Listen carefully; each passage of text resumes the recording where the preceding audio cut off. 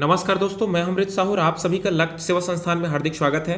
तो आइए दोस्तों, आज मैं आपके लिए लेकर आया हूँ इतिहास के महत्वपूर्ण 150 प्लस प्रश्न जो आपके आगामी भर्ती परीक्षा के लिए अत्यंत महत्वपूर्ण हैं। तो आइए आज की क्लास की शुरुआत करते हैं और अपनी तैयारी की जाँच करते हैं। तो आज का हमारा पहला सवाल, तत्वबोधिनी पत्रिका का आरंभ करने वाले कौन थे? ठीक है, तो हमारा आंसर हो जाएगा ऑप्शन ए, महर्षि देवेंद्रनाथ टैगोर। महर्षि देवेंद्रनाथ टैगोर ने तत्वबोधिनी पत्रिका का प्रकाशन किया था। याद रखिएगा, तत्वबोधिनी पत्रिका का प्रकाशन किसने किया? तो महर्षि देवेंद्रनाथ टैगोर ने किया था। चलिए आगे बढ़ते हैं। हमारा अगला सवाल है, युवाओं, कृषकों और कामगारों में राष्ट्रीय चेतना को जगाने हेतु भगत सिंह ने 1926 में निम्नलिखित में से कौन सा संगठन स्थापित किया था? तो हमारा सही आंसर हो जाएगा ऑप्शन सी, नौजवान भारत सभा। नौजवान सभा का जो गठन है भगत सिंह ने 1926 में किया था, याद रखिएगा। चलिए आगे बढ़ते हैं। हमारा अगला सवाल है, निम्नलिखित में से किस स्थान पर प्रसिद्ध आजाद हिंद फौज मुकदमा हुआ? तो हमारा सही आंसर हो जाएगा, सही आंसर होगा हमारा ऑप्शन ए, लाल किला दिल्ली। ठीक है, लाल किला दिल्ली में आजाद हिंद फौज पर मुकदमा चला है, ये लाल किला दिल्ली। ठीक है, हमारा सही आंसर होगा लाल किला दिल्ली। आगे बढ़ते हैं। हमारा अगला सवाल है, निम्नलिखित में से किसकी असफलता के बाद महात्मा गांधी ने भारत छोड़ो आंदोलन प्रारंभ किया? तो हमारा सही आंसर हो जाएगा option D, Cripps mission. Cripps mission की असफलता के बाद गांधी जी ने भारत छोड़ो आंदोलन प्रारंभ किया था। ठीक है, चलिए आगे बढ़ते हैं। हमारा अगला सवाल, पूर्ण स्वराज दिवस खालिस्तान को पहली बार मनाया गया, अर्थात पूर्ण स्वराज दिवस कब मनाया गया? तो हमारा सही आंसर हो जाएगा ऑप्शन डी, 26 जनवरी 1930 को। 26 जनवरी 1930 को पूर्ण स्वराज दिवस पहली बार मनाया गया था, याद रखिएगा। चलिए आगे बढ़ते हैं। हमारा अगला सवाल, साइमन कमीशन भारत कब आया?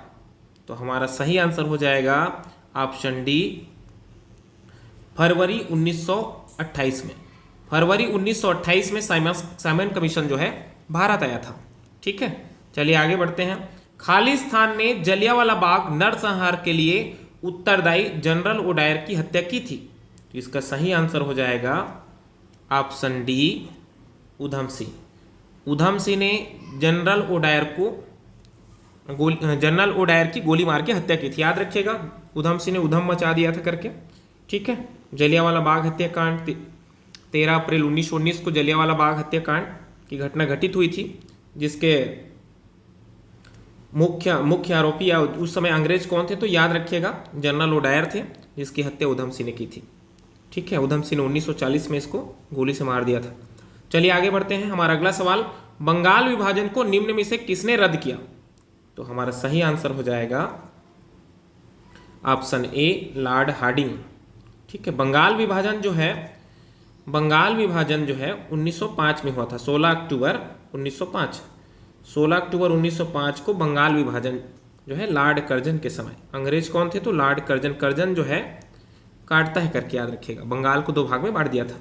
ठीक है, जिसको रद्द किसने किया? देखो, रद्द जो है लॉर्ड हार्डिंग ने किया। चलिए आगे बढ़ते हैं। हमारा अगला सवाल, 10 मई को सिपाही विद्रोह कहां पर प्रारंभ हुआ था?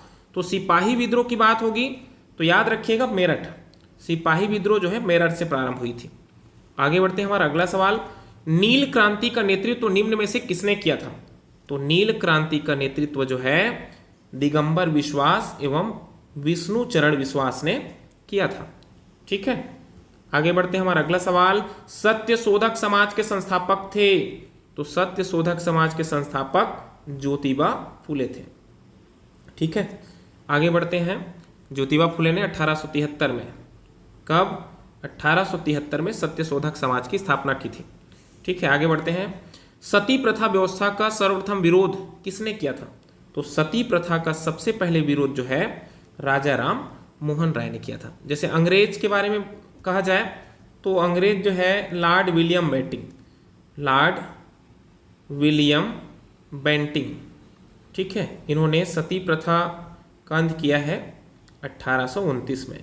सती प्रथा, ठगी प्रथा कहेगा तो ठगी प्रथा जो है 1830 है। ठीक, यहाँ देखिए सती प्रथा व्यवस्था का सर्वप्रथम विरोध किसने किया था? तो राजा राम मोहन राय ने। अंग्रेज के बारे में पूछा जाएगा तो विलियम बेंटिंग याद रखिएगा 1829। ठीक है, आगे बढ़ते हैं। हमारा अगला सवाल, किस वायसराय के काल में सफेद विद्रोह हुआ? श्वेत विद्रोह जो है, ठीक है, श्वेत विद्रोह जो है कैनिंग के समय हुआ है, लॉर्ड कैनिंग।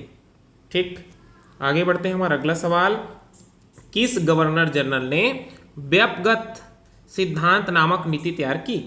व्यपगत सिद्धांत जो है लॉर्ड डलहौजी। ठीक है, लॉर्ड डलहौजी की जो हड़प नीति है, याद रखिएगा, लॉर्ड डलहौजी की हड़प नीति। ठीक है, यही तो व्यपगत सिद्धांत के नाम से जाना जाता है।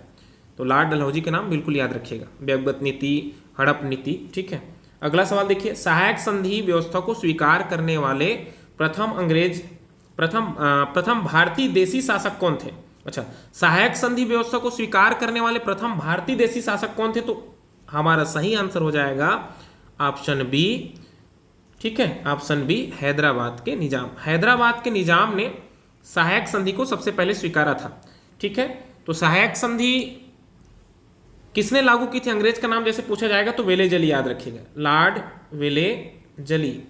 वेलेजली, इसको कैसे याद रखेंगे? देखिए, सहायक संधि तो जला हुआ नहीं सहा था, ऐसे याद रख लेना, सहायक संधि। ठीक है, आगे बढ़े। हमारा अगला सवाल, अकबर ने दीन ए इलाही वर्ष खालिस्तान में प्रारंभ किया। प्रश्न कह रहा है कि अकबर ने दीन ए इलाही को कब शुरू किया? तो इसका सही आंसर हो जाएगा 1582 में। अकबर ने 1582 में दीन ए इलाही की शुरुआत की थी। निम्न में से कौन सा नाम बुद्ध का दूसरा नाम है? तो बुद्ध का दूसरा नाम देखिए, ऑप्शन बी, प्रछन्न। ठीक है, बुद्ध को प्रछन्न, तथागत, ठीक है, सिद्धार्थ आदि नामों से जाना जाता है। ठीक, हड़प्पा संस्कृति संबंधित है। तो हड़प्पा संस्कृति जो है कांस्य युग से संबंधित है। किससे संबंधित है? कांस्य युग से। ठीक, आगे बढ़े। निम्न में से कौन सा भारतीय इतिहास का स्रोत नहीं है? तो भारतीय इतिहास का स्रोत कौन सा नहीं है? लोक साहित्य नहीं है। ठीक, बाकी सब है, पुरातात्विक स्थल, साहित्य, इमारत। ठीक, लोक साहित्य नहीं है। ठीक, अगला सवाल है, भारत के निम्नलिखित में से किस राज्य में सिंधु घाटी सभ्यता का स्थान लोथल, ठीक, लोथल स्थित है? तो हमारा सही आंसर होगा ऑप्शन डी, गुजरात में लोथल स्थित है। ठीक, आगे बढ़े। हमारा अगला सवाल, सिंधु घाटी सभ्यता के किस स्थान की सर्वप्रथम खुदाई की गई? तो सिंधु घाटी सभ्यता की सबसे पहले जो है कौन सा स्थान है? हड़प्पा। हड़प्पा की क्या की गई थी? खुदाई। इसका याद रखना, एक ट्रिक बताता हूँ, हरात करके। हा से हो गया हड़प्पा, रा से रावी नदी और द से दयाराम साहनी। ठीक है, हड़प्पा कौन से नदी के तट पर पूछा जाएगा? तो रावी नदी के तट पर है। और किसने इनका उत्खनन कराया? तो दयाराम साहनी ने कराया। ठीक है, कब कराया पूछा जाएगा मान लो तो 1921। आगे बढ़े। हमारा अगला सवाल, मोहनजोदड़ो की खोज किसने की थी? ठीक है, तो मोहनजोदड़ो की खोज जो है राखलदास बनर्जी ने की थी। ठीक, मोसिरा करके ट्रिक है इसका, मोसिरा। मो से हो गया मोहनजोदड़ो, सी से सिंधु नदी के तट पर, रा से राखलदास बनर्जी। ठीक, आगे बढ़े। हमारा अगला सवाल, सिंधु सभ्यता थी, तो सिंधु सभ्यता जो है एक नगरीय सभ्यता थी। याद रखना, सिंधु सभ्यता नगरीय सभ्यता थी। ठीक, नगर नियोजन के लिए फेमस थी सिंधु सभ्यता। ठीक, अगला सवाल है, ऋग्वेद के अनुसार निम्नांकित में से भगवान इंद्र के लिए अन्य नाम क्या है? तो भगवान इंद्र का अन्य नाम पुरंदर है ऋग्वेद में। ठीक है, आगे बढ़ते हैं। हमारा अगला सवाल, वर्ण व्यवस्था से संबंधित पुरुष सूक्त मूलतः पाया जाता है। ठीक है, किसमें? ऋग्वेद में। किसमें भाई? ऋग्वेद में पाया जाता है। ठीक, आगे बढ़े। हमारा अगला सवाल, ऋग्वैदिक संस्कृत में खालिस्तान मंत्रों का एक संग्रह है। ऋग्वैदिक संस्कृत में 1028, कितना? 1028 सूक्त है भाई, सूक्त। ठीक, आगे बढ़ते हैं। हमारा अगला सवाल, निम्नलिखित में से कौन सा वेद आंशिक रूप से गद्य है? तो आंशिक रूप से गद्य भाई यजुर्वेद। कौन सा वेद है? यजुर्वेद, आंशिक रूप से गद्य वाला। देखिए, अगला सवाल है, प्रसिद्ध गायत्री मंत्र निम्नलिखित में से किस वेद में है? तो गायत्री मंत्र का उल्लेख याद रखिएगा ऋग्वेद में। कौन से वेद में? ऋग्वेद में। ठीक। सत्यमेव जयते किस उपनिषद की उक्ति है? तुमसे पूछा जाएगा कि सत्यमेव जयते, भारतीय जो आदर्श वाक्य है सत्यमेव जयते, कहाँ से लिया गया है? तो मुंडकोपनिषद, बिल्कुल याद रखना। कौन से उपनिषद? मुंडकोपनिषद से, जिसकी तुलना जो है टूटी हुई नाव से की गई है। ठीक है। हमारा अगला सवाल है, निम्नलिखित में से किसके विरुद्ध 10 कबीलों के शासकों ने वैदिक काल में दशराग युद्ध लड़ा था? तो याद रखना ऑप्शन बी हो जाएगा राजा सुदास। राजा सुदास, इसमें राजा सुदास जो है विजयी हुआ था। हमारा अगला सवाल, ऋग्वेद के गायत्री मंत्र के रचयिता कौन थे? तो गायत्री मंत्र को किसने लिखा भाई? विश्वामित्र ने लिखा है। गायत्री मंत्र को किसने लिखा है? विश्वामित्र ने। अगला सवाल, न्याय दर्शन का प्रवर्तक कौन है? तो न्याय दर्शन का प्रवर्तक है गौतम ऋषि। बिल्कुल याद रखना, न्याय दर्शन का प्रवर्तक गौतम ऋषि है। हमारा अगला सवाल है, वैदिक साहित्य के अनुसार जनता द्वारा राजा को दिए जाने वाले कर को क्या कहा जाता था? तो जनता के द्वारा राजा को दिए जाने वाले कर को बलि कहा जाता था। क्या कहा जाता था? बलि। हमारा अगला सवाल है, प्राचीनतम वेद का नाम क्या है? तो सबसे प्राचीन वेद जो है ऋग्वेद है। बिल्कुल याद रखिएगा, सबसे प्राचीन वेद क्या है? ऋग्वेद। ठीक। अगला सवाल, निम्नलिखित में से किस स्थान में गौतम बुद्ध का जन्म हुआ था? तो गौतम बुद्ध का जन्म जो है लुम्बिनी में हुआ था, ऑप्शन ए। ठीक है, लुम्बिनी याद रखिएगा। हमारा अगला सवाल, गौतम बुद्ध ने किस स्थान पर निर्वाण प्राप्त किया? तो गौतम बुद्ध ने कुशीनारा में क्या किया? निर्वाण प्राप्त किया था। ठीक है, चलिए आगे बढ़ते हैं। हमारा अगला सवाल, निम्न में से कौन सा नाम बुद्ध का दूसरा नाम है? तो बुद्ध का दूसरा नाम जो है प्रच्छन्न। देखिए, गौतम बुद्ध के बचपन का नाम क्या था? गौतम बुद्ध के बचपन का नाम था सिद्धार्थ। क्या था? सिद्धार्थ। और किस किस नाम से जाना गया? देखो, प्रच्छन्न, तथागत, ये सब जो है गौतम बुद्ध के अन्य नाम है। ठीक है, आगे बढ़ते हैं। हमारा अगला सवाल, सम्राट अशोक ने बौद्ध धर्म के प्रचार के लिए श्रीलंका किसे भेजा था? तो बौद्ध धर्म के प्रचार प्रसार के लिए अपने पुत्र, देखिए महेंद्र, और पुत्री को भी भेजा था, संघमित्रा। याद रखिएगा, पुत्र महेंद्र और पुत्री संघमित्रा को कहाँ भेजा था? तो श्रीलंका भेजा था। बिल्कुल याद रखना। आगे बढ़ते हैं। हमारा अगला सवाल, त्रिरत्न किससे संबंधित है? तो त्रिरत्न जो है जैन धर्म और बौद्ध धर्म दोनों से संबंधित है। दोनों में 3 रत्न है, बिल्कुल याद रखिएगा। हमारा अगला सवाल, धर्म चक्र प्रवर्तन संबंधित है? तो धर्म चक्र प्रवर्तन जो है बौद्ध धर्म से। ठीक, धर्म चक्र प्रवर्तन मतलब सोचते हो गौतम बुद्ध के जो प्रथम प्रवचन क्या कहलाए? धर्म चक्र प्रवर्तन कहलाए। बिल्कुल याद रखना। और प्रथम जो है प्रवचन उन्होंने कहाँ पे दिया? सारनाथ में। ठीक है, महावीर स्वामी ने किस भाषा में उपदेश दिए थे?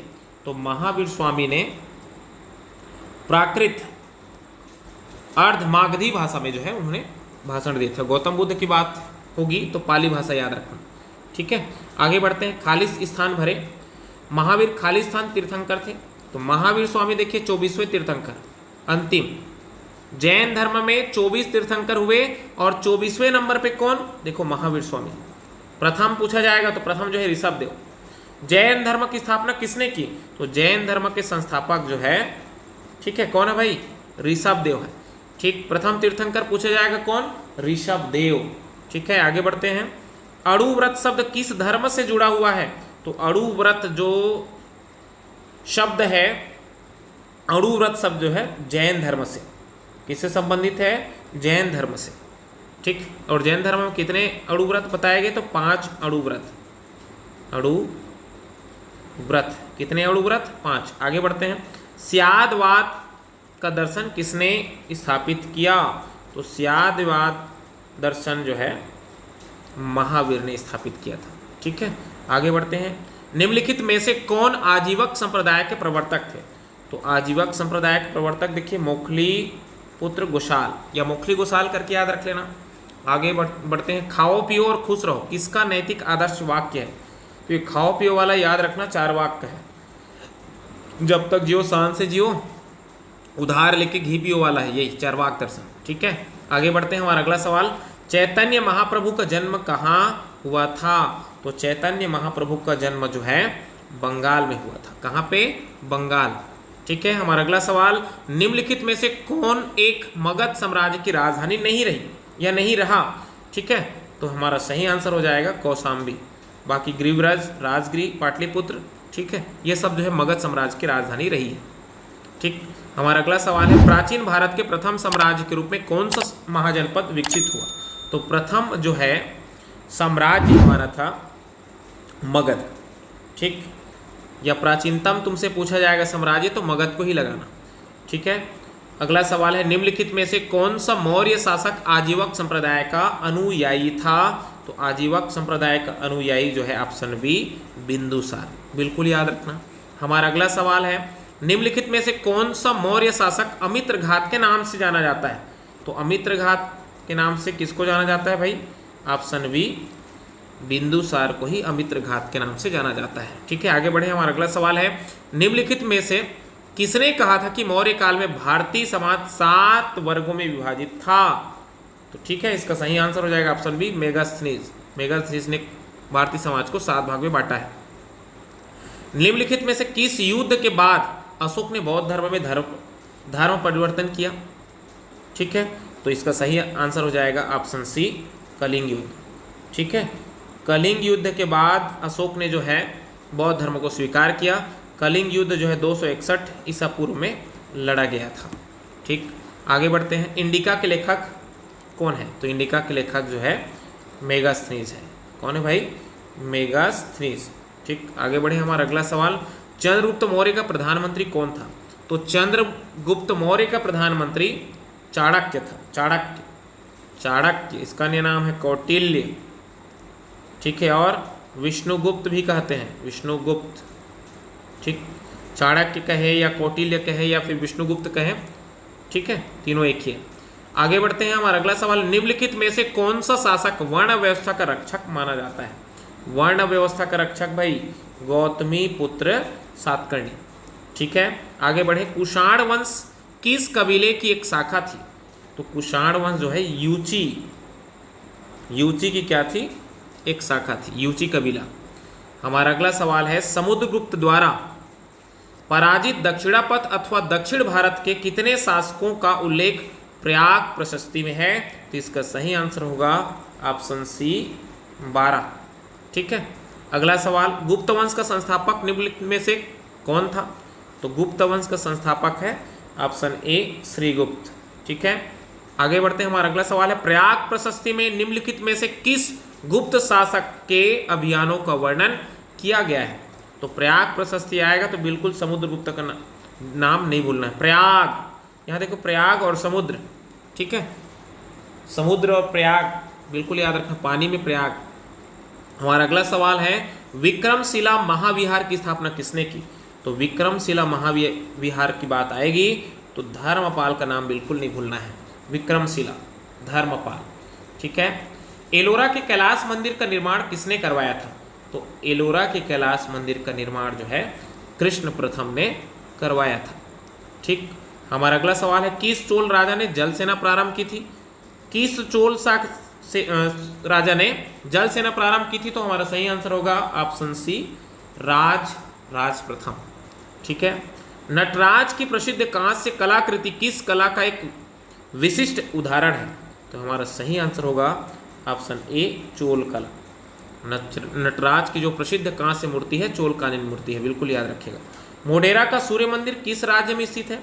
तो मोढेरा का सूर्य मंदिर जो है गुजरात में। कहाँ पे? गुजरात।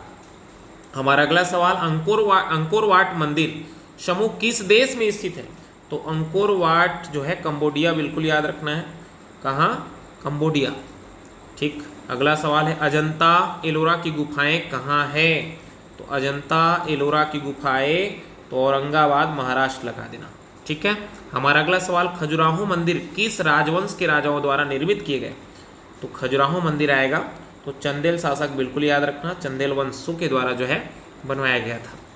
ठीक, गीत गोविंद के रचयिता कौन है? तो गीत गोविंद की रचना, ठीक है, किसने की थी भाई? जयदेव ने की थी। गीत गोविंद के रचनाकार कौन है? जयदेव। हमारा अगला सवाल मुद्रा राक्षस नाटक किसने लिखा था? तो मुद्रा राक्षस जो है विशाख दत्त, ऑप्शन डी। ये जो विशाख दत्त ने ही जो है क्या किया था? मुद्रा राक्षस को लिखा था। ठीक है, विशाख दत्त। अगला सवाल पंचतंत्र का फारसी भाषा में अनुवाद करने वाले लेखक का नाम है? तो पंचतंत्र को फारसी में जो है अबुल फजल ने किया था। ठीक है, पंचतंत्र को फारसी में अनुवाद किसने किया था? अबुल फजल ने। हमारा अगला सवाल है, सुमेलित कीजिए गुप्तकालीन संस्कृत रचनाएं एवं लेखक। ठीक, जैसे अष्टाध्यायी, मुद्रा राक्षस, बृहद संहिता, मृच्छकटिकम। तो देखिए इसका जो है, इसका सही आंसर हो जाएगा ऑप्शन डी। ऑप्शन डी मतलब देखिए ए का दूसरा अष्टाध्यायी, अष्टाध्यायी पाणिनि। ठीक है, उसके बाद बी का चौथा मुद्रा राक्षस, विशाखदत्त। उसके बाद है सी का पहला अर्थात बृहद संहिता, वराहमिहिर, और मृच्छकटिकम शूद्रक। ऐसा आप इसको मिलान कर लेंगे। ठीक है, आगे बढ़ते हैं। हमारा अगला सवाल, इंडिका का लेखक था, ये एक बार और बन चुका है, ऑप्शन सी मेगास्थनीज। ठीक, हमारा अगला सवाल, किताब उल हिंद किसने लिखा? तो किताब उल हिंद पुस्तक को अल बरूनी ने लिखा था। ठीक है, हमारा अगला सवाल है, 13वीं सदी में भारत की पहली महिला शासिका कौन थी? तो पहली महिला शासिका रजिया सुल्तान। बिल्कुल याद रखना है, प्रश्न बनता है कि प्रथम मुस्लिम शासिका रजिया सुल्तान। हमारा अगला सवाल, निम्नलिखित में से किस दिल्ली के सुल्तान ने उत्तरी भारत में टका और जीतल जैसे नए सिक्कों को प्रारंभ किया? तो हमारा सही आंसर होगा ऑप्शन ए इल्तुतमिश। इल्तुतमिश ने, ठीक है, चांदी का टका और तांबे का जीतल चलवाया था। ठीक है, हमारा अगला सवाल, कुतुब मीनार का निर्माण कार्य किसने या किसके द्वारा पूरा किया गया था? तो कुतुब मीनार का निर्माण कार्य जो है पूरा जो है इल्तुतमिश के द्वारा किया गया। अगला सवाल, दिल्ली के किस सुल्तान ने बाजार मूल्य नियंत्रण नीति लागू की थी? तो हमारा सही आंसर होगा ऑप्शन ए अलाउद्दीन खिलजी। ठीक है, अगला सवाल, इब्न बतूता जो कि प्रसिद्ध अरब विद्वान एवं यात्री थे, किसके शासन काल में भारत आए? तो इब्न बतूता जो कि जिनकी रचना रेहला थी, जो कहाँ से, अरब से, मोरक्को, अफ्रीकी यात्री, किसके शासन काल में भारत आए? तो याद रखना मोहम्मद बिन तुगलक के शासन काल में। ठीक है, मोहम्मद बिन तुगलक के शासन काल में भारत आया था। कब आया था करके पूछेगा मान लो। इब्न बतूता जो है 1333, ठीक है, 1333 ईस्वी में भारत आया था। किसके शासन काल में आया था? मोहम्मद बिन तुगलक के शासन काल में। ठीक, आगे बढ़े। हमारा अगला सवाल, मध्यकालीन यात्री एवं लेखक इब्न बतूता किस देश का निवासी था? तो अभी मैंने बताया मोरक्को। ठीक है, अफ्रीका। ये ऑप्शन बी सही है इसका। ठीक, आगे बढ़े। निम्नलिखित में से किस मध्यकालीन कवि ने अपने को तोते-ए-हिंद कहा था? तूतीय-ए-हिंद, भारत का तोता। तो ये अमीर खुसरो, याद रखना, अमीर खुसरो। ठीक, अगला सवाल, निम्नलिखित में से किस दिल्ली के सुल्तान ने आगरा नगर की स्थापना की थी? ये बहुत ही महत्वपूर्ण प्रश्न है भाई। आगरा शहर की स्थापना जो है सिकंदर लोदी ने की थी। ठीक, 1504 में, 1504 ईस्वी में सिकंदर लोदी ने आगरा शहर की स्थापना। अगला सवाल है, निम्न इमारतों तथा शासकों को सुमेलित कीजिए। देखिए, ठीक है, कुतुब मीनार, गोल गुंबद, बुलंद दरवाजा, मोती मस्जिद। इसका सही आंसर हो जाएगा ऑप्शन डी। ये जो ऑप्शन डी है क्या है इसका सही आंसर है। मतलब देखिए, ए का दूसरा कुतुब मीनार, इल्तुतमिश। कुतुब मीनार को किसने बनवाया? इल्तुतमिश। उसके बाद देखिए बी का पहला गोल गुंबद, मोहम्मद आदिल शाह, गोल गुंबद को आदिल शाह। उसके बाद बुलंद दरवाजा, तो बुलंद दरवाजा कौन बनाएगा? अकबर। और मोती मस्जिद को औरंगजेब। ठीक है, आगे बढ़ते हैं। हमारा अगला सवाल है, विजयनगर साम्राज्य के पतन का प्रमुख कारण निम्नलिखित में से कौन सी घटना थी? तो विजयनगर साम्राज्य के पतन का मुख्य कारण है तालीकोट का युद्ध। ठीक, आगे बढ़ते हैं। हमारा अगला सवाल, निम्नलिखित में से किसने देवराय द्वितीय के शासन काल में विजयनगर की यात्रा की थी? ये बहुत बार बन चुका है प्रश्न, बिल्कुल याद रखना है। ठीक है, किसने? तो याद रखना ये ऑप्शन डी है। ठीक, किसने? आगे बढ़ते हैं। हमारा अगला सवाल, शेख अहमद सरिंदी नामक संत किस सूफी सिलसिले से संबंधित थे? तो हमारा सही जवाब हो जाएगा ऑप्शन डी, नक्शबंदी। ठीक, हमारा अगला सवाल है सूफी सिलसिलों को उनके प्रमुख संतों से सुमिलित कीजिए। ठीक है, तो इसका सही आंसर होगा ऑप्शन सी अर्थात ए का तीसरा। ए मतलब चिश्ती हमीदुद्दीन नागौरी, और बी का पहला सुहरावर्दी बहाउद्दीन जकारिया। उसके बाद सी का चौथा नक्शबंदी का शेख अहमद फारूकी, और डी का क्या हो जाएगा, डी का दूसरा हो जाएगा कादरी का मोहम्मद गौस। ठीक, चलिए आगे बढ़ते हैं। हमारा अगला सवाल है निम्नलिखित में से कौन सी रचना कबीर द्वारा निर्मित है? तो कबीर की रचना, ठीक है, क्या है, बीजाक है। ठीक, आगे बढ़ते हैं। किस संत ने अद्वैतवाद का प्रतिपादन किया? तो अद्वैतवाद का प्रतिपादन जो है शंकराचार्य ने किया था। याद रखना, शंकराचार्य। अद्वैतवाद के प्रतिपादक कौन है? शंकराचार्य। कौन है भाई? शंकराचार्य। ठीक है, यहाँ देखते हैं। सूची 1 भक्ति संत को, सूची 2 दर्शन से सुमेलित कीजिए एवं सूचियों के नीचे दिए गए कूट की सहायता से सही उत्तर का चयन कीजिए। ठीक है, इसका सही आंसर हो जाएगा, देखिए सही आंसर देखते हैं। चलिए, रामानुजाचार्य। तो रामानुजाचार्य मिलान करते हैं। रामानुजाचार्य क्या? विशिष्टाद्वैतवाद। ठीक, उसके बाद है माधवाचार्य।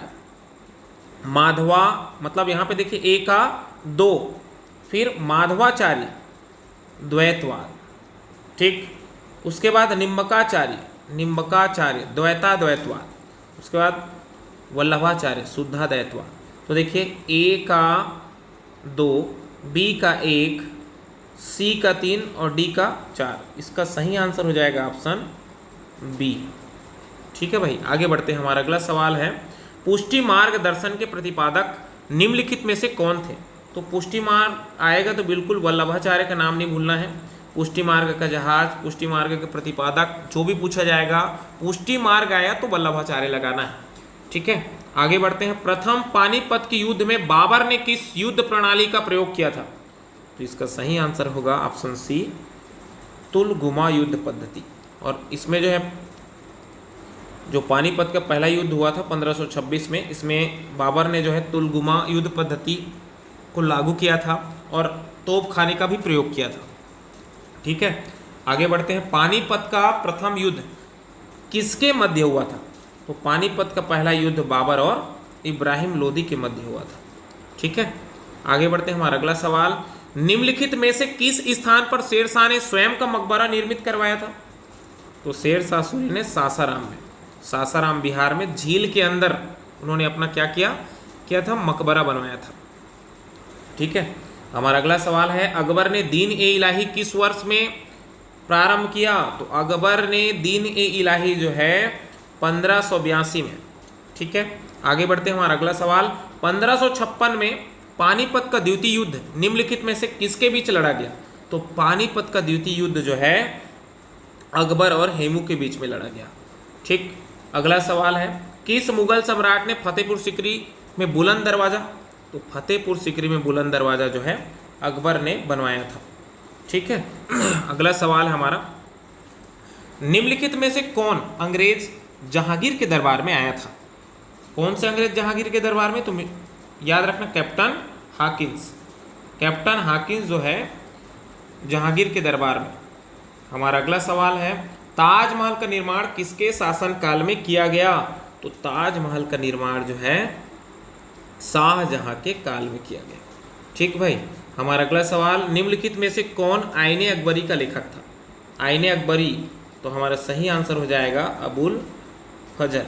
ठीक है, आईने अकबरी को किसने लिखा था? अबुल फजल ने। ठीक, हमारा अगला सवाल है 1761 में निम्नलिखित में से किसने पानीपत का तृतीय युद्ध लड़ा था? तो पानीपत का जो तृतीय युद्ध है मराठा एवं अहमद शाह अब्दाली के बीच। ठीक है, हमारा अगला सवाल निम्नलिखित में से किस वर्ष में शिवाजी और राजा जय सिंह के बीच पुरंदर की संधि पर हस्ताक्षर किया गया? तो पुरंदर की संधि आएगा, तो याद रखना 1665। 1665 में पुरंदर की संधि राजा जय सिंह और शिवाजी के मध्य। ठीक है।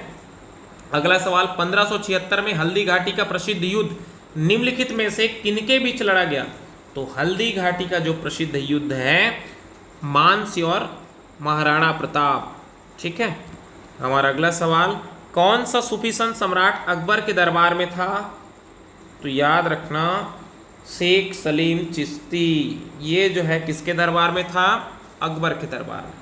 ठीक है भाई। वास्को डी गामा भारत कब आया? तो वास्को डी गामा जो है भारत 1498 में आया था। कब आया था? 1498।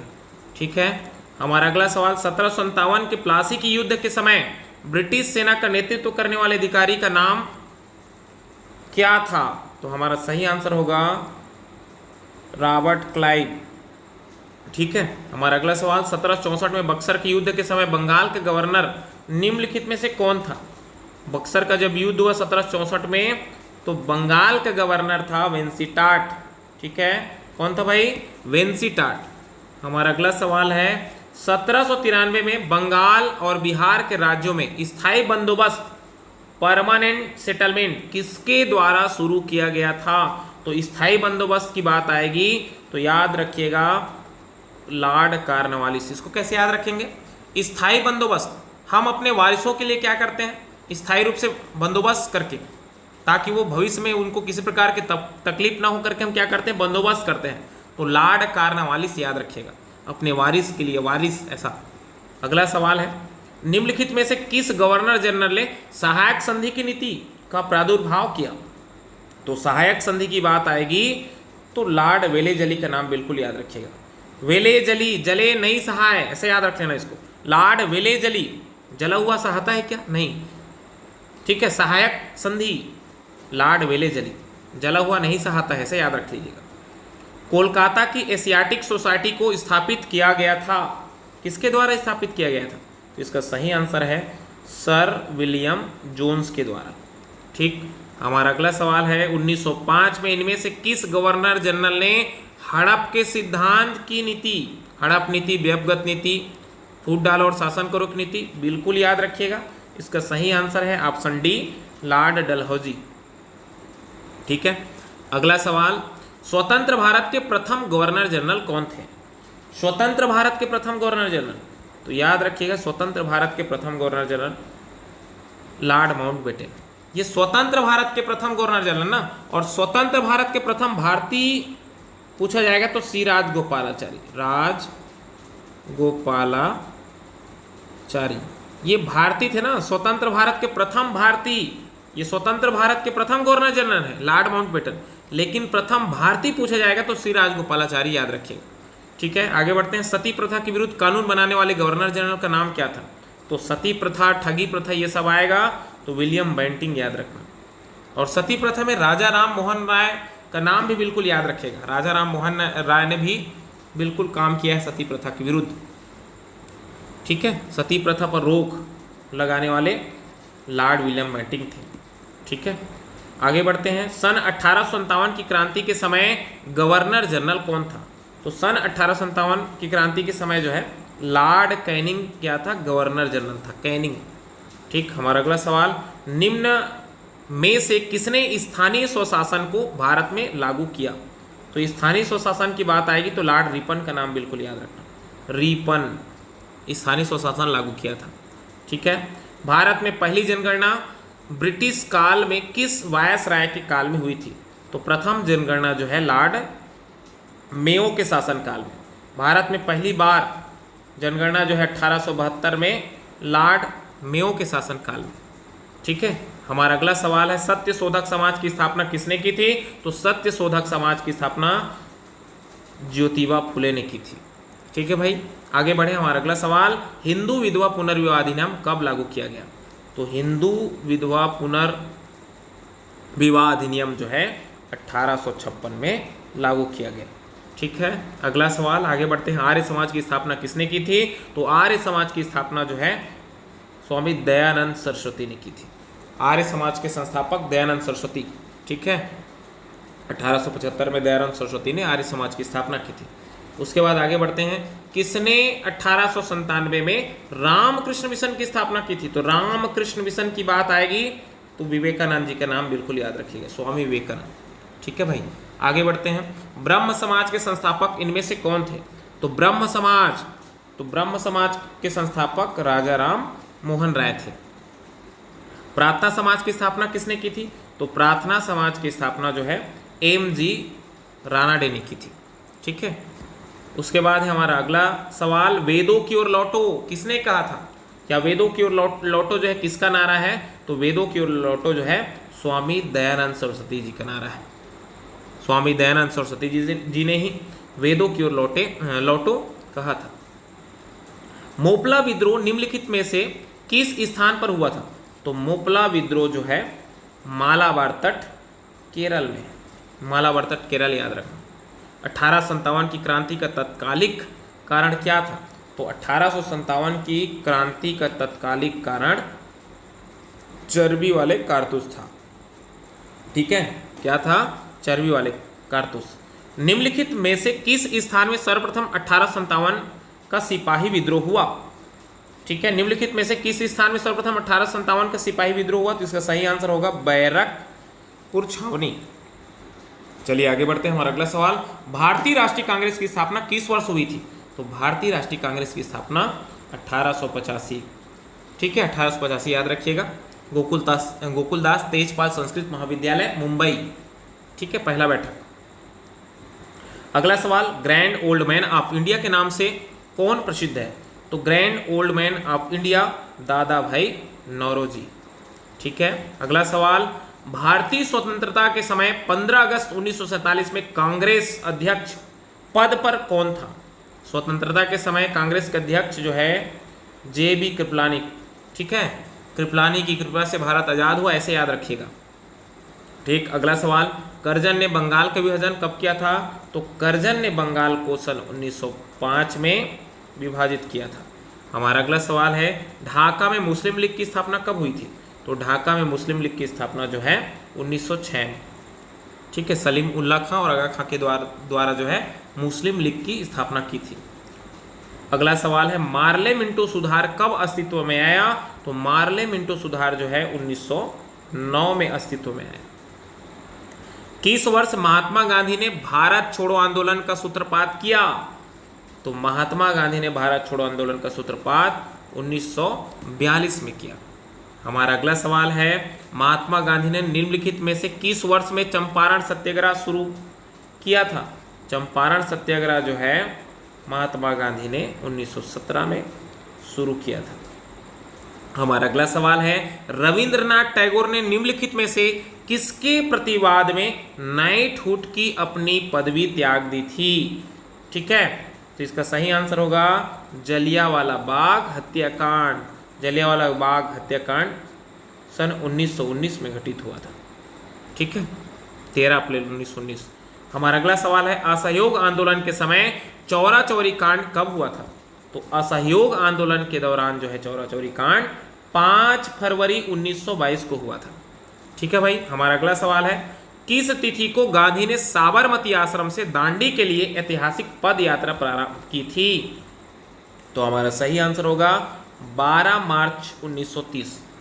ठीक है, अगला सवाल, 1929 में इनमें से किसने खुदाई खिदमतगार संगठन की स्थापना की थी? तो इसका सही आंसर होगा ऑप्शन ए, खान अब्दुल गफ्फार खान ने। ठीक है, आगे बढ़ते हैं। हमारा अगला सवाल, गांधी इरविन समझौता कब हुआ था? तो गांधी इरविन समझौता जो है 5 मार्च 1931 को हुआ था। ठीक है, आगे बढ़े। हमारा अगला सवाल, द्वितीय गोलमेज सम्मेलन में कांग्रेस का प्रतिनिधित्व किसने किया था? तो द्वितीय गोलमेज सम्मेलन में कांग्रेस का प्रतिनिधित्व जो है महात्मा गांधी ने किया था। ठीक है, हमारा अगला सवाल है, निम्नलिखित में से किस स्थान पर सुभाष चंद्र बोस ने आजाद हिंद फौज का नेतृत्व ग्रहण किया? तो हमारा सही आंसर होगा ऑप्शन सी, सिंगापुर। ठीक है, अगला सवाल है, निम्नलिखित में से किस वर्ष भगत सिंह, सुखदेव और राजगुरु को फांसी दी गई? तो इसका सही आंसर होगा ऑप्शन डी, 1931, 23 मार्च 1931 को भगत सिंह, सुखदेव और राजगुरु को फांसी दी गई थी। अगला सवाल है, क्रांतिकारी संगठन भारत नौजवान सभा की स्थापना किसने की थी? तो नौजवान सभा बिल्कुल याद रखना, सरदार भगत सिंह। ठीक है। हमारा अगला सवाल है, रविन्द्रनाथ टैगोर को उनकी किस पुस्तक के लिए साहित्य में नोबेल पुरस्कार से सम्मानित किया गया था? तो साहित्य का नोबेल पुरस्कार उनकी जो है पुस्तक गीतांजलि के लिए। ठीक है।